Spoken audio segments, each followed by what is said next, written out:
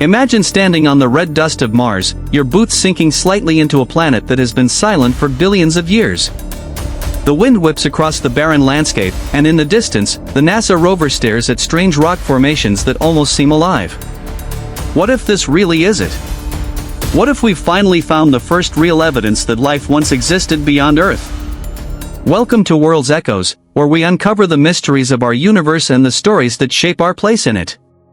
If you haven't already, subscribe and join us on this journey, because what you're about to hear could change the way you see life itself. When NASA's Perseverance rover touched down in Jezero crater in February 2021, it carried more than just scientific instruments. It carried humanity's greatest question: are we alone? For decades, Mars has teased us with clues: dry riverbeds, minerals that form in water, even methane that sometimes flickers through the thin air. But for the first time, scientists may have uncovered something far more compelling: patterns in Martian rocks that don't just look strange, but could actually be the fossilized whispers of life. Think about that for a moment. On a world 54 million kilometers away, under skies that glow pink at sunset, there might be signs that life once crawled, bloomed, or thrived. These aren't Hollywood fantasies, they are real observations, captured by high-resolution cameras and chemical scanners built by the best minds on Earth. And yet, as astonishing as this sounds, the story is complicated because what looks like life isn't always life at all. The history of science is full of false alarms, of shapes and rocks that turned out to be mere geology, not biology. So how do we tell the difference? How do we decide when to say the word that changes everything: alive? This is where the evidence comes in. The rover has spotted textures in rocks, tiny bumps, branching veins, and curious speckled surfaces that, on Earth, are almost always associated with living things. Some scientists describe them as resembling poppy seeds sprinkled across the stone, or leopard spots etched into its surface. Could these really be the fingerprints of microbes that thrived in ancient Martian rivers billions of years ago? Or are they simply the handiwork of chemistry and time, a trick played by minerals that mimic life too well? NASA's scientists are cautious. They remind us that extraordinary claims demand extraordinary evidence. But behind the caution, there is excitement, and excitement that ripples quietly through the labs analyzing Perseverance's data. Because if these textures are biological, even if they are just the fossilized remains of microscopic bacteria, it would mean that life is not unique to Earth. It would mean that the universe is not silent, but fertile. And if life happened twice in the same solar system, it may be everywhere. But before we leap to conclusions, let's step back for a moment. Mars has always been a stage for human imagination. For centuries, it was just a red dot in the night sky, drifting among the stars, a symbol of war and mystery. Then, in the late 19th century, telescopes revealed faint lines across its surface, lines that some astronomers thought were canals, carved by intelligent beings. Those canals were an illusion, the trick of poor optics, but the idea of life on Mars had already rooted itself deeply in the human mind. Ever since, every new discovery about the planet has been haunted by the same question: is someone, or something, out there? Fast forward to the 20th century. Space probes flew past Mars and showed us a cold, desert world. The canals were gone, replaced by craters and vast plains. At first glance, it looked lifeless. But then came surprises. Viking landers in the 1970s carried experiments to test for metabolism in Martian soil. One of those tests gave a positive result: a strange chemical reaction that could have been biological. For decades, scientists argued about it.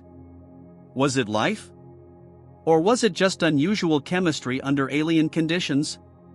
To this day, no one can say for sure. That uncertainty set the stage for everything that followed. And now, Perseverance is rewriting that story. Unlike Viking, which had limited tools, Perseverance is a rolling laboratory, bristling with cameras, spectrometers, drills, and even the ability to prepare samples that may one day be returned to Earth. It is the most advanced robot ever sent to another world, and its mission is clear: search for signs of ancient life. That's why it landed in Jezero crater, a place that, billions of years ago, was a lake fed by a river delta.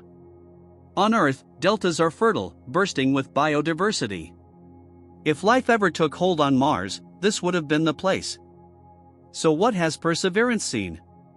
Imagine looking at a slab of rock that has been cut open by the rover's laser. The surface reveals tiny globules, no larger than grains of sand, scattered in patterns that resemble microbial colonies on Earth. Some rocks even have fine layering, as if thin films of sediment were laid down in water over time, perhaps trapping whatever lived there. The instruments detect organics, carbon-based molecules that are the building blocks of life. Not proof of life, but a hint, a whisper. The rover also found sulfates and phosphates, minerals that, here on Earth, are tied to biological processes. Each discovery adds a brushstroke to a painting that seems to grow clearer, and yet, still unfinished. What makes this evidence so compelling is not just what was found, but where. The rocks studied were once at the bottom of that ancient lake. Water is the lifeblood of biology. On Earth, wherever water flows, life follows. From boiling hot springs to the icy depths of Antarctica, microbes cling to existence wherever they can. So if Mars once had lakes, rivers, even groundwater, why wouldn't life have tried to claim it too? But here is where the suspense deepens. Geology has its own tricks, and Mars is a master illusionist. Chemical reactions can carve patterns that look alive. Minerals can grow into forms that mimic cells.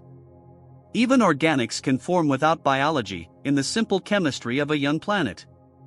This is the scientist's dilemma: every clue has two interpretations.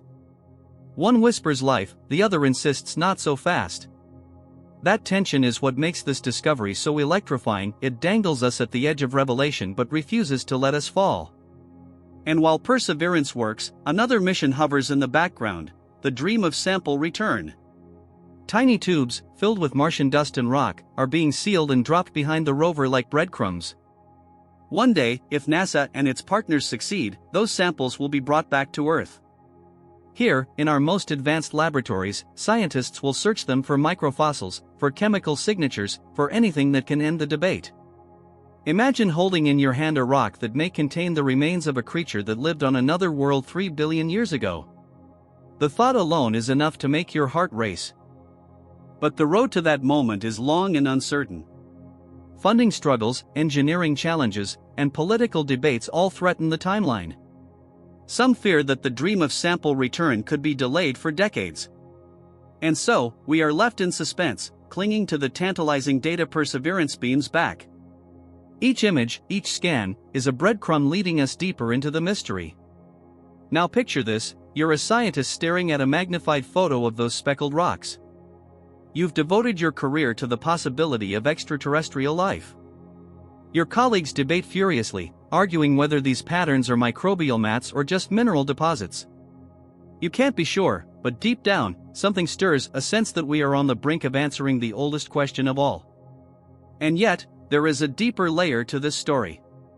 Because finding life on Mars, even fossilized microbes, would force us to rethink everything we believe about ourselves. If life happened twice in one solar system, it cannot be rare. It must be common, sprinkled across countless planets orbiting distant stars. It would mean the universe is not empty, but alive. To truly grasp the weight of this moment, we have to understand what Mars once was. Today, it is a frozen desert, battered by radiation, its air so thin you could not survive without a spacesuit. But billions of years ago, the story was different. Scientists believe Mars once had a thick atmosphere, rivers that carved valleys, lakes that shimmered under a warmer sun, maybe even an ocean that covered much of its northern hemisphere. Imagine standing there then, the air hazy but breathable, waves lapping at ancient shores, microbes drifting invisibly in the water. If life ever had a chance on Mars, this was its golden age. The rock's Perseverance is studying our time capsules from that era. Layered sediments, preserved like pages of an ancient book, tell a story of water flowing and receding, of minerals forming in conditions that, on Earth, would have been perfect for microbes. When we look at those rocks, we are not just looking at geology. We are peering across 3.5 billion years, into a time when Mars may have been alive.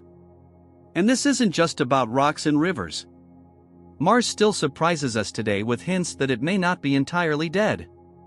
Orbiters have detected methane in its atmosphere, sometimes in sudden bursts, as if something underground is breathing. On Earth, most methane comes from living organisms. Could the same be true on Mars? Or is it simply chemical reactions between water and rock deep beneath the surface? We don't know. But the mystery keeps gnawing at us. What if microbes are still hiding underground, clinging to warmth and water far from the freezing surface? Every clue feeds the same hunger, the hunger to know if we are alone. And that hunger has driven mission after mission. Curiosity rover found organics in Gale crater. Mars reconnaissance orbiter revealed evidence of ancient lakes. Even robotic landers like InSight, which listen to the heartbeat of Mars through its quakes, added to our understanding of a world that refuses to be simple. Each piece of evidence is a fragment of a puzzle. And with perseverance, we may finally be seeing the bigger picture. Yet, the danger of false hope is real. Scientists have been burned before. In the 1990s, a meteorite from Mars was found in Antarctica. Inside it, researchers saw structures that looked like tiny fossilized bacteria. The announcement electrified the world. For a brief moment, headlines screamed that life had been discovered on Mars. But later studies cast doubt. The shapes could have formed through non-biological processes. The evidence slipped away like sand through fingers. That disappointment still echoes today, reminding us to tread carefully, to be cautious even as we dream. And that's what makes this moment so fragile. On one hand, the excitement is undeniable, the textures, the chemistry, the environment all align with what life might leave behind. On the other hand, caution whispers in every scientist's ear, don't declare victory too soon. The weight of such a discovery is too great to risk on uncertain ground. But let's imagine, just for a moment, that the cautious voices are wrong. That these speckled rocks, these strange patterns, really are the fossils of ancient Martian microbes. What would that mean for us? The implications are staggering. It would mean life is not a miracle unique to Earth. It would mean that wherever conditions are right, liquid water, energy, the right chemistry, life will emerge. It would suggest that the universe is filled with living worlds. Some simple, like Mars might have been. Others complex, perhaps with creatures that look back at the stars as we do, wondering if they are alone. And it would raise an even deeper question: if life on Mars once existed, what happened to it? Did it thrive for millions of years before dying out as the planet froze? Did it adapt, burrowing underground, waiting still in hidden aquifers for us to find it? Or did it vanish entirely, leaving only fossils and stone? The thought is haunting, an entire biosphere extinguished, leaving behind nothing but whispers. Could that also be Earth's fate one day? The beauty of this mystery is that it connects us to something greater. Mars is not just a planet. It is a mirror, reflecting both our curiosity and our fragility. Its dry riverbeds remind us of Earth's living rivers. Its dust storms echo our own climate struggles. Its search for life is our search for meaning. We look to Mars not just for science, but for a reflection of ourselves. And this is why Perseverance's discoveries matter so much. They are not just data points or images. They are glimpses of a story far bigger than us. Every speckled rock, every hint of organics, every whisper of methane is a line in a cosmic narrative that stretches back billions of years and may continue billions more. If one day, scientists do confirm that life existed on Mars, it will be a turning point in human history. Think of the moment when Copernicus told us Earth was not the center of the universe, or when Darwin showed us that humans were part of evolution. Discovering life on Mars would be just as revolutionary. It would shift our place in the cosmos forever. We would no longer be the only spark of biology in the dark. We would be part of a much larger tapestry of life that stretches across the stars. And now, I want to ask you something. If NASA announced tomorrow that fossilized life had been confirmed on Mars, real, undeniable evidence, what would that mean to you personally? Would it shake your beliefs, or would it confirm what you always suspected? I'd love to hear your thoughts, so share them in the comments. Your perspective might be as important as any scientist's, because this discovery isn't just about Mars. It's about humanity. Picture Perseverance rolling slowly across the dusty floor of Jezero crater, its wheels crunching over stones that have not moved for billions of years. It pauses, extends its robotic arm, and drills into the surface. A tiny core of Martian rock only about the size of a piece of chalk is carefully sealed in a titanium tube. Then, with delicate precision, the rover places that tube in a cache, to be collected someday by another mission. That little cylinder may be the most precious object humanity has ever created. Because inside it could be the answer to the greatest question we've ever asked: are we alone? This is NASA's dream, the Mars Sample Return Mission. The plan is breathtaking in complexity. A future lander will touch down, retrieve the tubes, and launch them into orbit aboard a small rocket. Another spacecraft will capture them and carry them all the way back to Earth. It will be the first time in history that rocks from another planet are placed into human hands. And when that day comes, laboratories around the world will prepare like never before. Electron microscopes, isotopic scanners, and biochemical tests will probe those samples at levels of detail no rover could ever match.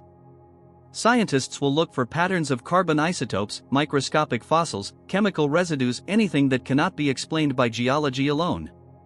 And if they find even the faintest sign of biology, it will ignite a revolution.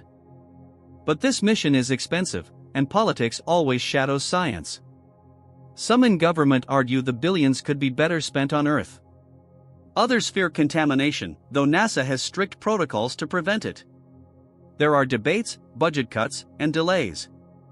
Yet the dream remains, because the stakes are too high to abandon. Think of it, holding in our hands a piece of Mars that may hold traces of ancient life. That moment could redefine our species. Now, imagine what it would feel like to be in that lab, the day the first sample is cracked open. The silence in the room. The hum of machines. The flicker of images appearing on a monitor. And then, suddenly, something that shouldn't be there: tiny, fossil-like structures, curving and branching in patterns that nature rarely forms without biology. The room would erupt. Scientists would cry, embrace, call loved ones in disbelief.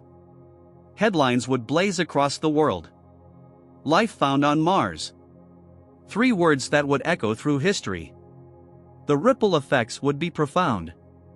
For biology, it would confirm that life is not a miracle confined to Earth, but a natural outcome of chemistry given the right conditions. For astronomy, it would suggest that planets across the galaxy, thousands of them already discovered, could also harbor life. For philosophy, it would shake the foundations of how we see ourselves. For religion, it would open profound questions: are we part of a wider creation filled with other children of the stars? And beyond belief systems, the discovery would transform our future. It would fuel the push to send humans to Mars, not just as explorers, but as guardians of a second branch of life. We would no longer go there merely to plant flags or search for resources. We would go to protect, to study, to learn. The barren desert would no longer feel barren, it would feel sacred. Every rock, every grain of dust, would be a record of a once living world. But there is another possibility, one even more thrilling. What if life on Mars isn't just in the past? What if it survives today, hidden deep underground, beyond the reach of the rovers? On Earth, microbes thrive in extreme places, inside rocks, kilometers below the surface, even in nuclear reactors. If life is that resilient here, why not there?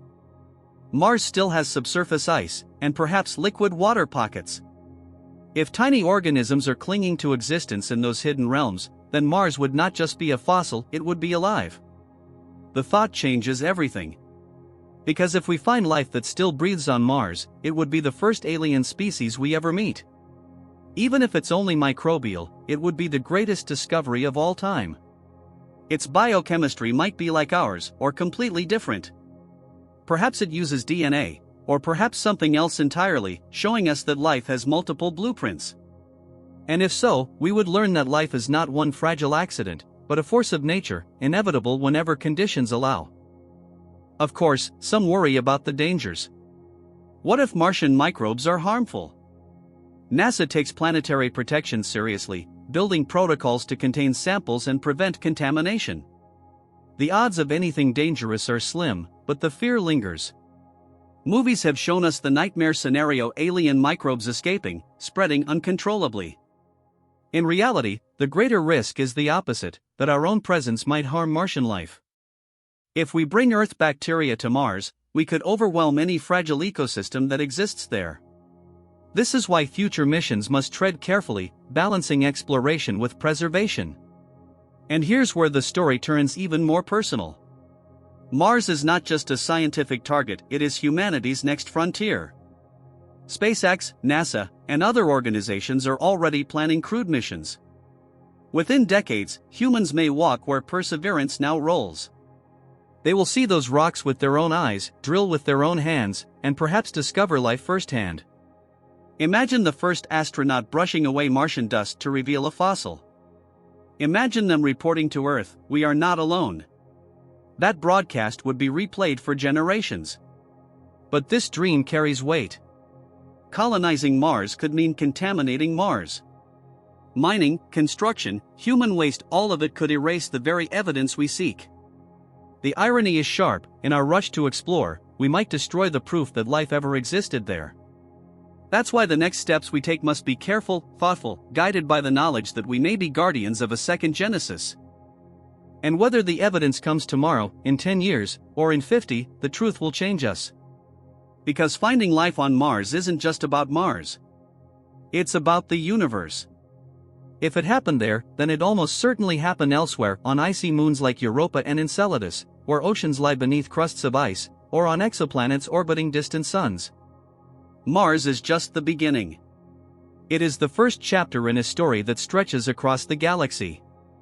So when we say NASA's best evidence yet of life on Mars, we're not just talking about rocks and craters. We're talking about the first real glimpse of an answer that has haunted us for millennia. And even though scientists remain cautious, the feeling is growing, quietly but irresistibly. We are on the edge of a discovery that will redefine what it means to be human.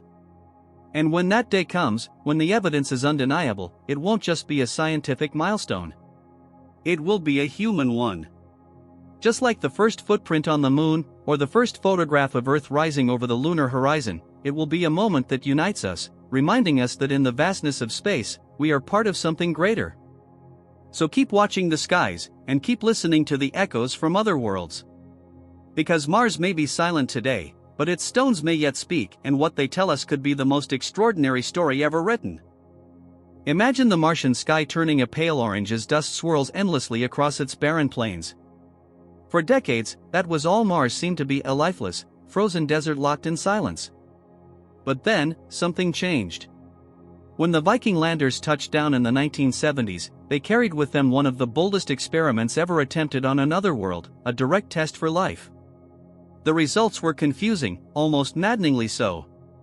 Some readings hinted at biological activity, while others contradicted them. For years, scientists argued, debated, and even dismissed the findings, unsure whether we had glimpsed life or just a strange chemistry we didn't fully understand. But Mars did not stay silent. With every mission since, it has whispered new clues. The Mars rovers, from Spirit and Opportunity to the mighty Perseverance, uncovered evidence of ancient riverbeds, minerals that could only form in water, and even the faint chemical signatures of organic molecules. Each discovery seemed to add another piece to a puzzle that humanity is desperate to solve. Could it be that life once flourished here, when Mars was warmer, wetter, and more Earth-like billions of years ago? And then came the methane mystery. Methane gas doesn't last long in the Martian atmosphere, it should break down quickly. So when rovers and orbiters detected it again and again, it raised eyebrows. Because here on Earth, the overwhelming source of methane is life, tiny microbes that exhale it as a byproduct of their survival. Could Mars be hiding similar organisms, buried underground, releasing whispers of their existence into the thin, dusty air? What makes this question so powerful is that it challenges not just our science, but our imagination. If life could survive in the harshest deserts of Mars, clinging to warmth beneath the surface, then maybe the universe is far more alive than we ever dreamed. And that's why NASA's most recent evidence has shocked even the most cautious researchers. It's not just about rocks or rivers long gone. It's about fingerprints, subtle, chemical fingerprints that may point directly to biology. When Perseverance drilled into Martian rocks in Jezero crater, it discovered something remarkable. Certain patterns of organic molecules that seemed arranged in ways suggestive of biological processes, not random chemistry. Scientists are careful, even skeptical, because they know the weight of such claims. But the fact that these findings are consistent with what life might leave behind makes this one of the strongest pieces of evidence we've ever seen. And now, we wait. Perseverance is caching samples that, for the first time in history, could be brought back to Earth. Imagine that actual pieces of Mars, delivered into the hands of scientists who can examine them with every tool and microscope we possess. That moment could decide the question humanity has asked for centuries: are we alone? But here's the haunting thought: what if the answer has been under our noses all along? So now we stand at the edge of history. For the first time, humanity holds in its grasp the possibility of answering one of the oldest questions ever asked. The red planet, once thought to be nothing more than a frozen wasteland, may actually carry the whispers of ancient life, or perhaps even traces of life still clinging on in the shadows. Every drill sample, every methane spike, every organic molecule detected feels like Mars leaning closer, daring us to uncover its secrets. Think about what that would mean. If even the tiniest microbe ever lived on Mars, then life is not a rare accident of Earth, it is a natural outcome of the universe. Suddenly, the night sky would not just be a canvas of distant stars. It would be a cosmic neighborhood where life could emerge again and again, across countless worlds. And if life exists there, then maybe, just maybe, we are not alone after all. The truth is, we don't know yet. But soon, when those Martian samples finally return home, we might. And in that moment, humanity will face a profound shift in how we see ourselves, our planet, and our place among the stars. Will it reveal that we share the universe with neighbors? Or will it remind us how precious and rare life on Earth truly is? The answer waits in the dust of another world, sealed in stone, carried across millions of miles of space, and soon, into our hands. Until then, all we can do is watch, wonder, and keep searching. Because the search for life on Mars is not just about science, it's about us. About our need to know whether the universe is silent, or if it has been speaking to us all along. Thank you for joining me on this journey through mystery and possibility. If you felt that sense of awe, if you enjoyed exploring this question with me, then please like this video, share it with someone who loves the unknown as much as you do, and subscribe to World's Echoes. Together, we'll keep chasing the biggest questions of all, because the echoes of the universe are waiting for us to listen.